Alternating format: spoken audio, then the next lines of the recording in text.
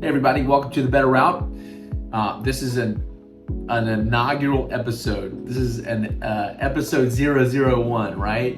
And I want to tell you out the gate that our end game is we want to help health-minded business owners actually stay healthy. As someone who has been in the health industry for most of my adult life, I know that it's easy to help other people get healthy and easy to get out of shape in the process, right? Not just physically, but mentally, emotionally, even spiritually, to get unhealthy in the process of helping other people get healthy. So, having walked the walk and being a husband and a dad of 4, working, multiple businesses and learning a lot by mistake, you'll say trial and error. I think I have 5 tips that I want to share with you today to kick off this channel. And we're going to keep a lot of content going here. We're going to be doing some day in the life, so you get to see what does my life look like. Am I practicing what I'm preaching right now? But also we're going to do some workouts together. And as you can see behind me, this is my home office. Take a look around, and what we're doing right now is we're building in a home gym into my home office. This is not a big space, but we're going to absolutely optimize it. And we're going to train together in here. We're going to eat together. We're going to do a lot of things together. We're going to do life together, ultimately, because I do believe that this is the mission that I have for the next season, and that's to help you, health-minded business owner, get and stay healthy. Because you can do so much more when you're healthy. It's when you take care of yourself, then you can actually take care of your business. And sometimes when we make the business a priority over our own health, we see a slow decline, diminishing returns until it's, in some cases it's too late. So I want to get into these 5 tips here that I've written down. I'm going to share them with you. Tip number 1 to staying healthy, not letting your health take a back seat in your journey as a health-minded business owner. Number 1 is you have to schedule your health like you schedule your clients. Schedule your health like you schedule your clients. If you're anything like me and a lot of the folks that I work with, when a patient joins a clinic that I oversee from a marketing perspective, we have that patient booked out 3 or 6 months. We know exactly when they're going to come in every single week, as long as that care plan endures, right? And then we're going to fight for compliance. We're going to make sure that they are reminded on a regular basis, hey, come in. When I worked with clients in personal training, I made sure that they were booked out as far as possible, that they could have a heads up, get reminders, and that I was always going to be there with them when I knew they were going to show up. What if we treated our health like that? What if we scheduled our health like we schedule our clients? There's a revolutionary thought for you right there, right? Scheduling meals. Some of you need to put lunch on your calendar so that you remember to eat it, right? Been there, done that. Some of you guys need to put that training session on the calendar. Some of you need to put time to go home on your calendar, right? That's number 1. Schedule your health like you schedule your clients. Number 2, integrate movement into your workday. So I know some days are taxing. Some days are you're on the floor, or you're working with clients, or you're working with patients. If you're a chiropractor, you're adjusting hundreds of patients in the course of a day, and that can take its toll. But I think even on those demanding days, we'll go there first, you know how imbalancing those days can be. What are you doing to get your body back into balance at some point in the day? Maybe it's peppered in. Maybe it's just a brief walk to get out of the brick and mortar and breathe some fresh air for a minute. But maybe it's a training session, right? Whether it's resistance or it's cardio, or you're mixing it up, making sure that you're fighting for balance, because imbalance is the first step to injury, right? So integrate it into your day, some kind of movement. Number 3, optimize your nutrition for peak performance. Optimize your nutrition, right? I always say, if it's important, make it easy. If it's important, make it easy. So if you know there's going to be a busy spell that's going to last 3 or 4 hours, then plan a nutrient-dense snack somewhere in the middle where it's easy to grab and you can do it in 30 seconds if you need to, right?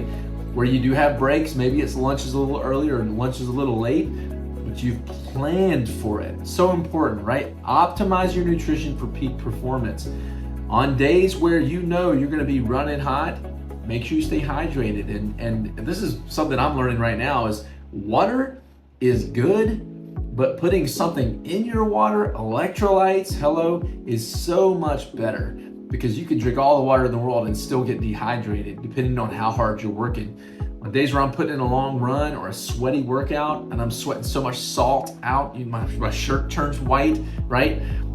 Pounding water is only furthering the problem if I don't have something in that water to help me hang on to it when it goes into my body. So, and no fun when you got 3 more clients at the end of the day and you're cramping. No fun, right? So optimize your nutrition for peak performance. That's something you're gonna see us do a lot on the channel, right? Number 4, practice what you preach. Prioritize rest, all right? So this sounds counterintuitive to everything I've said so far, right? That we've said, make sure you're working, make sure you're working, make sure you're working. But here's the deal, make sure you're resting. Make sure that you are going to bed on time. Come on now. I know what it's like to have a busy day, and at the end of the day, I just want to shut my brain down. So what do? I binge watch 3 episodes of something. Well, maybe we just do 1 episode and we try other ways to shut our brain off. Maybe we actually turn the TV off and have a conversation, right? Maybe we read a book. We get our eyes off the screens and we put them on the people around us, or we put them into a good book. And I don't know about you, if I try to read at night, I'm gonna sleep in 30 seconds. So that's a pretty good way to shut that brain down. But we settle for what's easy. I get it. I do it too, right? But here's the deal. You gotta prioritize rest. This is a long game. And if those wheels are always turning mentally, physically, you're always working, you're not playing a long game, you're playing a short game. And there's just a better game to play, okay? So that's number 4. Number 5, we're gonna finish up with this one. Set boundaries and manage stress, especially when you're growing. And I know the challenge of starting something new. I remember when we started CrossFit Sacred Pine, I was able to stick around 30 minutes before and 30 minutes after every class and have the best conversations. And man, it was just such a rich time. But as we grew, the needs of the business grew. And all of a sudden, I realized I had to set some boundaries for myself. And that's more for my mental health and my emotional health and my physical health. But even for my physical health, because the way stress manifests in our life, it doesn't just stay in our emotions and in our mind, it affects our literal body. I remember at one point where as I think about why we're doing this podcast, even while we're doing this channel, I remember one point where our business was seeing more success than it had ever seen before in helping other people get healthy. Thousands of pounds lost. We had success stories coming out every single week. We're marketing, we're growing, and I can't even walk because my body hurts so bad. Literally, systemically, my body hurts so bad. We were in the process of moving into a new location, and I couldn't climb a ladder. It was an identity crisis for me to look myself in the mirror and say, Matt, you're helping all these other people do this, and you're not walking the walk. So that's where I just want to say, set boundaries and manage your stress. What are you doing to mitigate stress in your life? You've got clients and patients that you know you need to limit your time with. Maybe it's a staff member or team member that you need to let loose. Maybe it is a tough conversation that you need to have with your family. And maybe it is just getting into the gym and getting some of that frustration out, not on your family, not on your patients, not on your team, but in a good training session, right? So these are just these are literally just the beginning, the first five things I'd put out there to help you get and stay healthy as a health-minded business owner. We live in a world now where it's just so easy. I'm calling this deep fake culture. It is so easy to position yourself as someone that you're not, but only you can know when you look in the mirror who you really are and what's really going on. So this is where I want to challenge you is dig deep, take a look at yourself, bare your soul, and ask yourself the hard question: am I practicing what I'm preaching?